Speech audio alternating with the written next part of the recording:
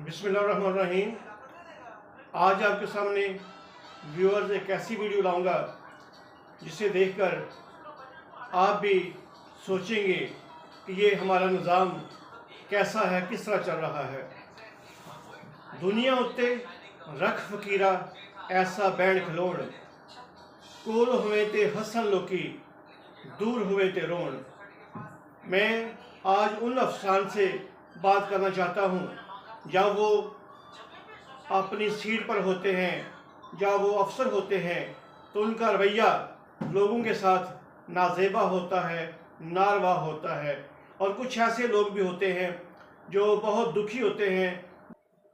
कुछ लोग उनके पास ऐसे भी आते हैं जो बहुत मजबूर और लाचार होते हैं, जिनका मकसद होता है कि वो अपना काम करवा सके। उनके पास कोई रिश्वत देने के लिए पैसा नहीं होता, उनके पास कोई सिफारिश नहीं होती।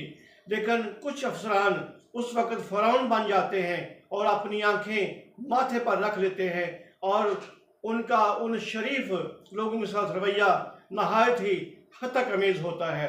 अभी मैं आपको एक क्लिप भी दिखाऊंगा और देखिएगा कि इस क्लिप में कैसी अक्सबंदी की गई है ऐसे अफराद की, ऐसे मुलाजम की, ऐसे अफसर की जिसका रवैया नाजेबा होता है। तो मेरी इल्तिजा है तमाम अफसरान से कि प्लीज़ अपने रवैये में लचक पैदा करें, मोहब्बत, आपकी ज़बान में मिठास होनी चाहिए कि कोई आपके पास आए तो वह आपको याद करे और मिसालें दे कि मैं फ़लाँ शख्स से मिलकर आया हूँ, उसकी ज़बान बहुत मीठी है, उसने मेरा बहुत खुशी से काम कर दिया है। ये ना हो कि जब वो आपसे फारिग होकर कहीं जाए और दुनिया को भी बताए कि वहाँ पे एक फ़िरौन बैठा हुआ है और आपको वो बुरे अल्फाज में याद करे। तो ये वीडियो देखिएगा। अगर ये वीडियो अच्छी लगे तो प्लीज़ मेरे चैनल को सब्सक्राइब कीजिएगा और वीडियो को लाइक कीजिएगा और दूसरों को शेयर कीजिएगा। लोकेशन पे जाना सर? जी जनाब। Right sir.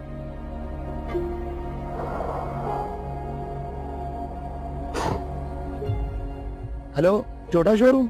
जी जी सर, टोटा शोरूम। मैनेजर साहब से बात करवाए। मैनेजर साहब तो एक काम से गए हुए हैं। जब आए ना उन्हें कहना कि डॉक्टर शकील सरकारी अस्पताल वाले, उनका फोन आया था, बैक कॉल करवा दे मुझे। जी बेहतर सर, मैं करवा दूंगा।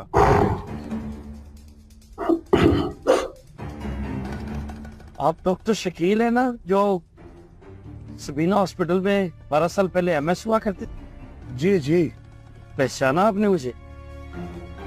नहीं भाई साहब। पहचाने तो आप भी नहीं जा रहे। 12 साल पहले आपके चेहरे पे दाढ़ी जो नहीं, तो कहाँ ड्यूटी है आजकल आप? भाई साहब मुझे तो रिटायर हुए 5 साल हो गए। सही। तो क्या मसरूफियत है आजकल आपकी डॉक्टर साहब?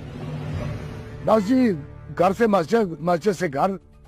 अल्हम्दुलिल्लाह सफ़े अव्वल में नमाज पढ़ने की आदत बन गई है। दुनियादारी को छोड़कर दीनदारी में दिल लगा लिया है। सही। तो क्या डॉक्टर साहब अभी भी आपने मुझे नहीं पहचाना? नहीं भाई साहब, मैंने नहीं पहचाना आपको। आपकी और मेरी बड़ी कड़वी मुलाकात है। कड़वी मुलाकात? मैं समझा नहीं भाई साहब, कौन है आप? याद करें डॉक्टर साहब, 12 साल पहले आपके हॉस्पिटल में मेरे बेटे की लड़ाई का केस आया था।